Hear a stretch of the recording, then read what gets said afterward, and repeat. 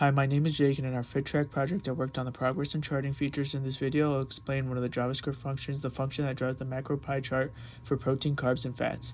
This is the flowchart for my macro chart algorithm. We start when the user has selected a date and logged one or more meals. First, the function filters all meals by the selected date. We only want meals from that exact day. Next, it sums up the total grams of proteins, carbs, and fats for those meals. After we have those totals, the function checks if a chart already exists.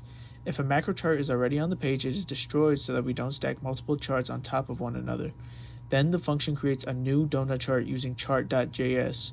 It sets the labels to protein, carbs, and fats and the data values to the totals we just calculated. Finally, the chart is rendered on the canvas element. Anytime the user adds or deletes a meal for that date, this function is called again so the chart always shows the most up-to-date macro breakdown.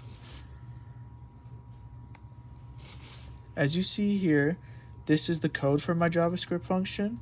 At the top, you can see the function draw macro chart, protein, carbs, fats. Inside, I create a data array with 3 values and label these protein, carbs, and fats. I also define a colors array so that each macro has its own unique color.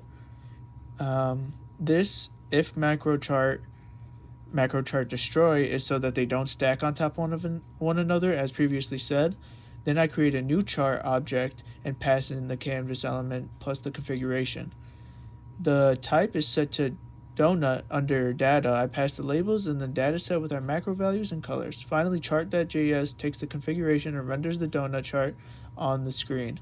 In the meals page, whenever a meal is added or deleted, I calculate the totals and call draw macro chart again.